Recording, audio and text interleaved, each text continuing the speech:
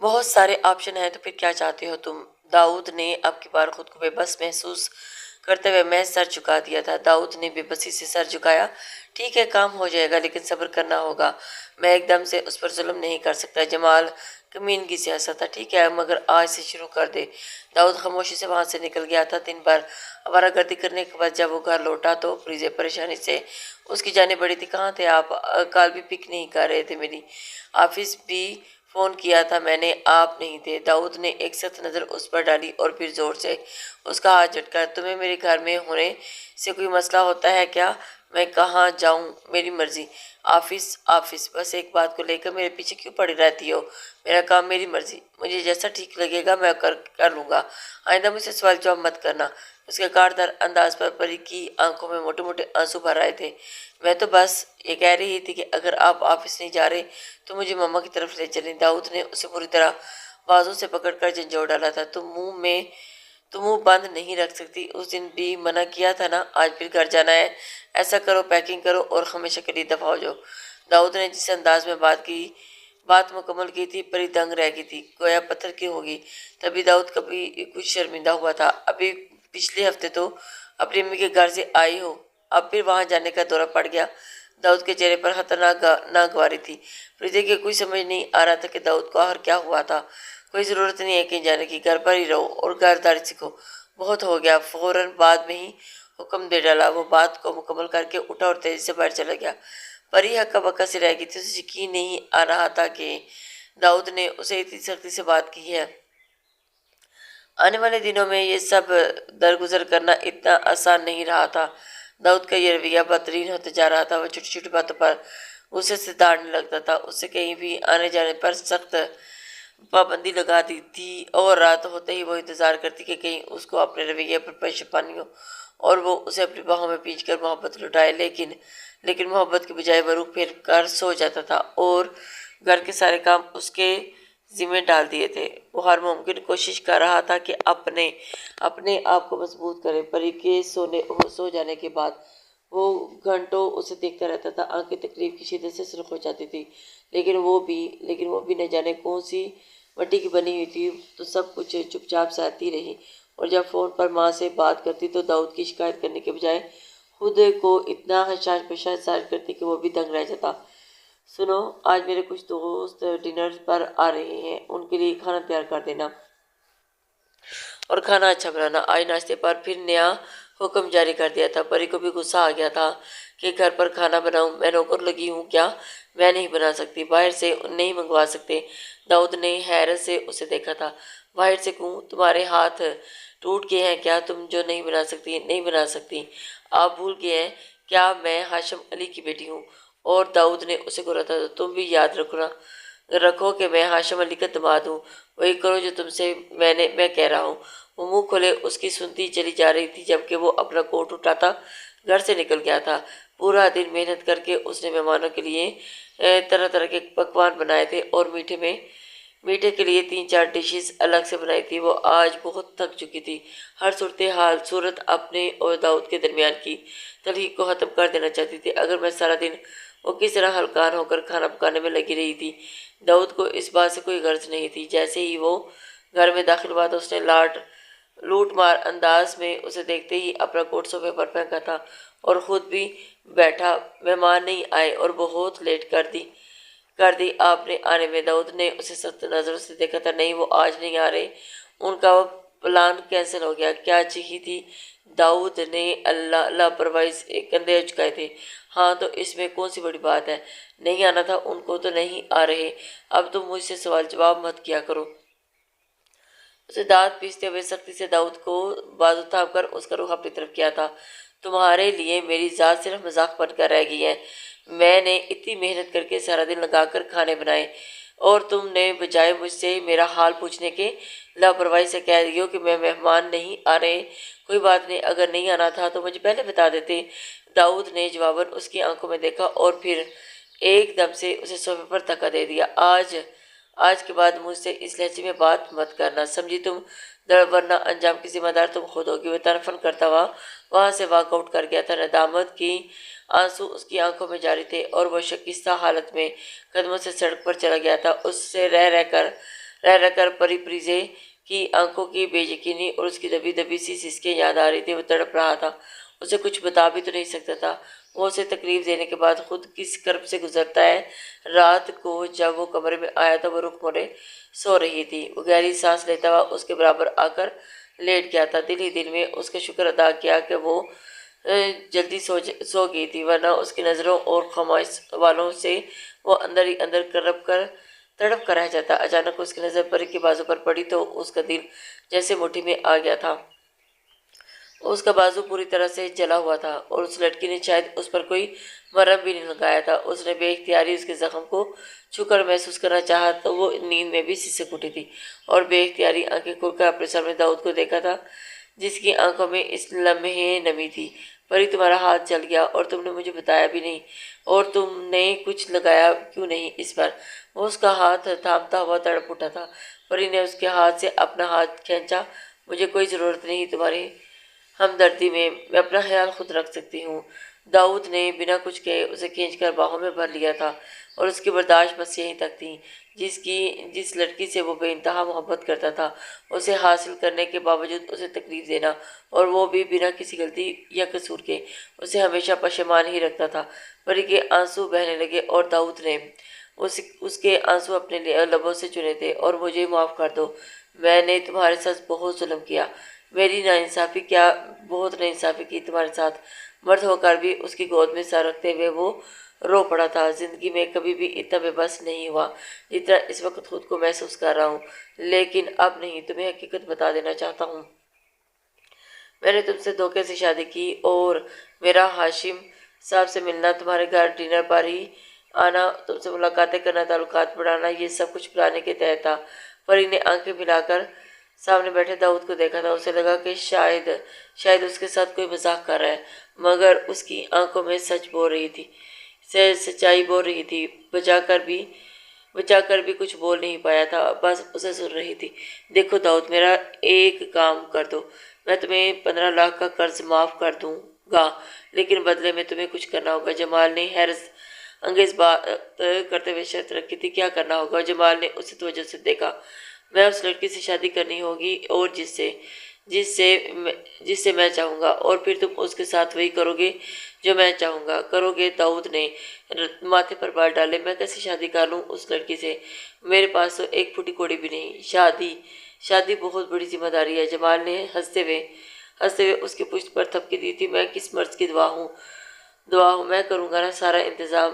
تو ایک امیر کبیر business man, عالی شان لائف سٹائل دے کر، اور تمہاری شادی کے بعد سارا خرچہ بھی میں ہی اٹھاؤں گا، تمہیں کوئی دقت نہیں ہوگی، بس تمہیں میرا کام کرنا ہوگا۔ وہ رازداری سے بولا۔ اس نے مزید وضاحت کی۔ داؤد سوچوں میں پڑ گیا تھا۔ جمال کا کام کرتے رہنے سے اس کی زندگی کے بہت سارے مسائل حل ہو سکتے تھے۔ اس نے کچھ سوچتے ہوئے سر ہلا دیا تھا۔ داؤد ایک متوسط گھرانے سے تعلق رکھتا تھا۔ باپ تو بچپن میں ہی گزر گیا تھا۔ ماں نے جیسے تیسے کر کے اسے تعلیم دلوائی تھی، اور میٹرک کے بعد اس نے اپنے بل بوتے پر MA تک تعلیم حاصل کی تھی۔ وہ ان پڑھ سڑک چھاپ نہیں تھا۔ 2 سال پہلے ہی ماں کے گزر جانے کے بعد وہ پوری طرح سے ٹوٹ گیا تھا۔ اسے جاب کی اشد ضرورت تھی، لیکن بڑے بڑے اداروں میں سفارش کیے بغیر جاب نہیں ملتی تھی۔ کوئی چھوٹی موٹی جاب کے بعد وہ کر بھی لیتا، لیکن سامنے بیٹھے امپائر کے مالک تجربہ مانگتے ہیں، اور تجربہ وہ کہاں سے لاتا؟ ابھی تو تعلیم مکمل کی تھی، اور پھر اس کی زندگی میں جمال آیا۔ اس نے کاروبار کرنے کے لیے جمال سے 15 لاکھ روپے قرضہ لیا تھا، کاروبار شروع کر سکے، اور پھر جیسے ہی ترقی کرتا تو جمال کا سارا پیسہ اسے واپس لوٹا دیا جاتا۔ لیکن قسمت نے یہاں تو اس کا ساتھ ہی نہیں دیا تھا، اور سارا پیسہ ڈوب گیا تھا۔ کاروبار تو نہ چلا، لیکن جمال اس کے گریباں تک پہنچ گیا تھا۔ اسے ہر حال میں پیسے چاہیے تھے، اور وہ اتنی بڑی رقم کہاں سے لا کر دیتا؟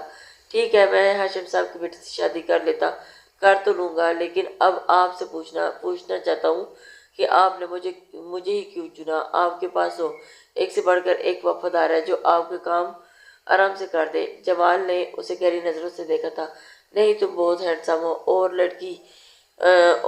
لڑکی ہے تو ایسی صورت میں ایسی وجاہت پر مرتی ہے، اور مجھے پورا یقین ہے کہ تم ہاشم اور اس کی بیٹی کو ضرور پٹا لو گے، اور پھر پڑھے لکھے بھی ہو، انگلش بولنا خوب آتا ہے تمہیں، اور وہ لوگ تم پر آسانی سے بھروسہ کر لیں گے۔ جمال نے وجہ بتا دی تھی، اور اگر میں یہ کام کرنے سے انکار کر دوں تو جمال مسکرا دیا، تو پھر 2 دن کے بعد مجھے 15 لاکھ روپے واپس کر دینا، ورنہ تیسرے دن تمہاری لاش کسی مردہ خانے میں ملے گی۔ لاوارث: داؤد کو تو سانپ سونگھ گیا تھا۔ ٹھیک ہے، میں تیار ہوں، لیکن میں وجہ جاننا چاہتا ہوں۔ اب ہاشم صاحب کو کیوں برباد کرنا چاہتے ہیں؟ جمال آنکھوں میں جیسے خون لیے اس کی جانب دیکھ رہا تھا، اتر رہا تھا، اسے بہت کچھ یاد آنے لگا۔ ہاں، اب تو میرا اتنا بات کام کرو گے تو حقیقت جاننا تم پر لازم ہے۔ 2 سال پہلے ہاشم نے اپنے کچھ بندوں کے ذریعے میرے اربوں کو جو مال تھا وہ پکڑوا دیا تھا، اور میرا بہت بڑا نقصان ہوا تھا۔ یہ ڈینکنگ اس کے ایک ریسٹورنٹ میں ہو رہی تھی، اور اس کے بندر نے غداری کی میرے ساتھ، لیکن اب میں اپنے نقصان کا بدلہ لینا چاہتا ہوں۔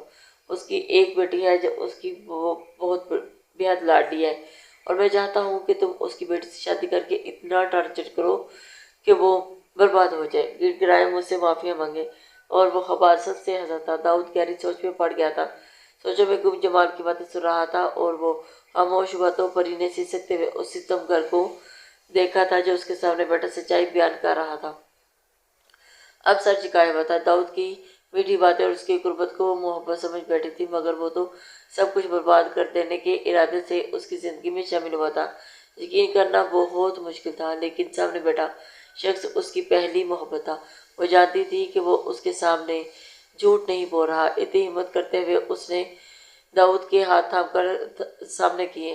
تم نے ادھورا کام کیا داؤد، اٹھو، مجھے مار دو، مار کر میرا جسم نیلا کر دو، اور پھر طلاق دے کر میرے باپ کے دروازے پر پھینک دو۔ تمہارا 15 لاکھ کا قرضہ بھی معاف ہو جائے گا، اور تمہاری باقی کی زندگی بھی سنور جائے گی۔ تو کس چیز کا انتظار ہے؟ زبان سے تو وہ روز ہی میری روح کو چھلنی کرتے آئے ہو، اور اب تو ان ہاتھوں سے بھی کرو۔ مارو مجھے، جتنا مار سکتے ہو مارو۔ وہ چلاتے ہوئے روتے ہوئے بول رہی تھی۔ داؤد نے زبردستی اسے اپنی پناہ میں سمیٹ لینا چاہا تھا، لیکن وہ برے طرح سے مچلتے ہوئے اس سے دور ہوئی تھی۔ میں تم سے نفرت کرتی ہوں داؤد، آج کے بعد مجھے کبھی بھی ہاتھ مت لگانا۔ وہ نفرت سے بولتے ہوئے مزید دور ہوئی تھی تو داؤد کا دل جیسے اچھل کر حلق میں آ گیا تھا۔ مجھے معاف کر دو پریزے، میں تمہاری زندگی میں دھوکے سے شامل ضرور ہوا، لیکن میرا خدا جانتا ہے میں نے ہر لمحہ تم سے محبت کی ہے۔ جب تمہیں پہلی بار دیکھا تھا نا، مجھے تم سے محبت ہو گئی تھی۔ میں نے تب ہی ارادہ کر لیا تھا کہ میں تم سے شادی کرنے کے بعد تمہیں بہت دور لے کر جاؤں گا۔ جمال کا قرضہ ادا ہو جانے کی دیر تھی، اور پھر میں تمہیں یہ حقیقت کبھی نہیں بتاتا۔ میں تمہیں بہت خوش رکھنا چاہتا تھا، لیکن میری قسمت ہے نا، میرا ساتھ نہیں دیا، اور میری جاب بھی نہیں ملی۔ لیکن میں نے ہر لمحہ صرف تم سے محبت کی۔ تمہیں تکلیف دینے کا تو میں کبھی سوچ بھی نہیں سکتا، بعد میں بھی تو اسی اذیت سے گزرتا ہوں۔ ہو سکے تو مجھے معاف کر دینا۔ پری سر نفی میں ہلاتے ہوئے کمرے سے نکل گئی تھی۔ داؤد پریشان سا بیٹھا رہ گیا تھا۔ پری کی بات سنتے ہی وہ ہاشم کا خون کھول اٹھا تھا، اور کچھ ہی دیر کے بعد ان کے گھر آ پہنچے۔ پری روتے ہوئے ان کے سینے سے لگی سسک رہی تھی۔ ہاشم صاحب نے نفرت سے داؤد کی جانب دیکھا تھا، اور پھر اسے گریبان سے پکڑ کر گھسیٹ کیا تھا۔ تم مجھ سے مقابلہ کرتے ہو؟ یہ جمال سے کہتے ہوئے، اگر مرد ہوتے تو مرد کا مقابلہ بن کر مقابلہ کرتے۔ اتنی ساری پلاننگ کرنے کی ضرورت کیا تھی؟ اور میری بیٹی کو تکلیف دیکھ کر تم لوگ یہ سمجھتے ہو کہ میں تم سب کو چھوڑ دوں گا، اور یہ تم لوگوں کی بہت بڑی غلط فہمی ہے۔ وہ نفرت اور غصے سے چلائے تھے۔ داؤد نے خاموشی سے سر جھکا لیا تھا۔ تبھی پری کا سر بری طرح سے چکرایا، اور وہ ہاشم صاحب کے سینے لگی حواس کھو بیٹھی تھی۔ ہاشم صاحب پریشانی کے عالم میں اس کے چہرہ تھپ تھپانے لگے تھے، بار بار اسے پکارے تھے۔ جبکہ داؤد نے آگے بڑھتے ہوئے اسے سنبھالنا چاہا تو انہوں نے اسے ہاتھ سے ہی کے اشارے سے منع کر دیا تھا، اور پھر خود اپنی بیٹی کو اٹھا کر اس کے کمرے سے نکل گئے تھے۔ داؤد حالی نظروں سے دیکھتا بیٹھتا چلا گیا تھا۔ ان کی فیملی ڈاکٹر نے پری کا مکمل چیک اپ کیا تھا، اور چیک اپ کرنے کے بعد زنیرہ کو پری کی امید ہونے سے خوشخبری دی تھی۔ وہ لبوں پر ہاتھ رکھتے ہوئے سسک اٹھی تھی تو زنیرہ نے بیٹی کا سر پہ بے اختیار سینے سے لگا لیا تھا۔ زندگی اسے نئے امتحان میں ڈال رہی تھی۔ وہ شکستہ حالت میں جمال کے سامنے بیٹھا تھا، اور سامنے سر جھکائے ہوئے تھا۔ اب مزید یہ کام نہیں کر سکتا۔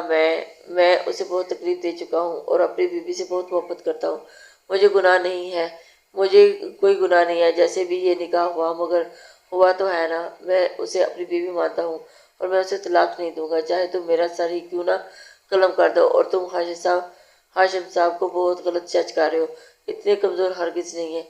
मैंने अपनी आंखों से देखा है, वो अपनी बेटी को सीने से लगाए उसकी तकलीफ पर तड़प ज़रूर रहे थे, मगर उन्हें कराना और फिर हरा देना तुम्हारे बस की बात नहीं है। वो साहब कोई से उसे बता रहा था, बोलता जा रहा था। जमाल का खून खोल रहा था और गरमा रहा था। वो तैश के मारे उठ खड़ा हुआ। तुम्हारी नीयत में खोट आ गया है दाऊद, जो तुमने काम मेरा पूरा नहीं किया। मैंने तुम्हें कहा था ना कि उसकी बेटी को जिस्मानी टार्चर करो, और तुम तो उसे बीवी बनाकर उस पर अपनी मोहब्बतें लुटाते फिर रहे हो। और अगर जिस्मानी टार्चर किया होता तो वो ज़रूर अपने बाप को बताती और वो परेशान ना होता। क्या जमाल का गुस्सा सवानेजे पर था कि जब वो सर झुकाए हुए था, जो भी हो मैं उसे तलाक नहीं दूंगा। कमाल ने दांत पीसते हुए अपने आदमी को खास इशारा किया था, तो उसका इशारा मिलते ही वो भूखे कुत्तों की तरह उस पर चपट पड़े थे, दाऊद पर टूट पड़े थे, और उसने खुद को बचाने की कोशिश तक नहीं की थी। उसी वक्त पुलिस की रेड पड़ी और जमाल को गिरफ्तार कर लिया गया और उसके आदमियों को भी। हाशिम ने एक नज़र दाऊद को देखा, जो जख्मी हालत में सर झुकाए खड़ा था। पुलिस के आदमी दाऊद को घसीट कर ले जाने लगे तो हाशिम साहब ने उसे हाथ से उठाकर रोक लिया था। इसे छोड़ दो, ये मेरा दामाद है और ये बेकसूर है। जमाल के काले कारनामों के बारे में नहीं जानता। सब के जाने के बाद दाऊद ने सर झुकाया इनके सामने खड़ा हुआ था। मुझे माफ़ कर दीजिए अंकल, मैं मजबूर था। हाशिम ने उनके सामने पूछते तब की सब जानता हूँ, मेरी भी मजबूरी है। मेरी परेजे ने तुमसे बहुत मोहब्बत कर दिया और अब तो वो खामोश हो गए थे। दाऊद ने उन्हें देखा और वो मुस्कुराए। घर चलो, सब तुम्हारा इंतजार कर रहे हैं। दाऊद ये सुनते ही उनके गले लग गया था। हाशिम ने अपनी बेटी की खुशी के लिए दिल बड़ा किया था, और अब उससे बढ़कर और क्या सबूत होता कि उन्होंने उसका झूठ माफ करके उसे एक मौका दिया था। घर जाने से कबल दाऊद की अस्पताल से मरहम पट्टी भी करवाई थी। जब वो परी के घर पहुंचकर कमरे में आया तो सामने ही वो मुंतजिर मिली। उसे देखते ही वो उससे लिपट की, शुक्र है आप ठीक है। उसने शुक्र का कलमा पड़ा तो मुझसे नाराज थी ना, मैंने तुम्हें धोखा दिया, तुम्हें टार्चर किया। वो उसे देखती कि उसके अलग हुई थी। जानती हूँ वो सब कुछ झूठ था, सारी शान शौकत झूठी थी, लेकिन ये मोहब्बत सच्ची है जो मुझे आपकी आंखों में नजर आती है। परी की बात पर दाऊद का दिल जोर से धड़का था। मुझे शान शौकत से कोई हवस नहीं है, मैं अपने शोहर के साथ किसी भी हाल में खुश रह सकती हूँ। वो सच कह रही थी, जिसकी गवाह उसकी आंखें भी थी। दाऊद का दिल खुशी से भर गया था और उसने प्रिजे को गले लगा लिया था। गले लगाकर वो पीछ गया था और एक खुशखबरी है दाऊद। परी ने आंखों में देखा, आप बाबा बनने वाले हैं। दाऊद ने बेयकीनी से उसे देखा, लेकिन परी की आंखों की चमक उसे बहुत कुछ बावर करवा रही थी। दाऊद ने उसकी पेशानी को चूमते हुए फिर बाहों में भर लिया था। मेरी जान, तुमने मुझे इतनी बड़ी खुशखबरी दी। देखना, मैं अपने बच्चे को दुनिया की हर खुशी से दूंगा और जल्द से जल्द अच्छी जॉब भी ढूंढूंगा। परी ने उसकी गाल को छुआ था और फिर मुझे आप पर पूरा यकीन है। दाऊद मुस्कुराया था। वो वाकई उसके कीमती असासा, जिसकी उसने खुशनसीबी तरीन इंसान की फहरिस्त में शामिल कर दिया, जो कि रमज़ान की सूरत में उसकी ज़िंदगी में शामिल हुई थी, लेकिन अब उसकी जान बन गई थी। लिसनर्स, उम्मीद करते हैं कि आपको नावल पसंद आएगा। अपने कमेंट्स, लाइक और शेयर ज़रूर कर दिया करें, इससे हमारी हौसला अफजाई होती है नेक्स्ट नावल तक के लिए। अल्लाह हाफिज़।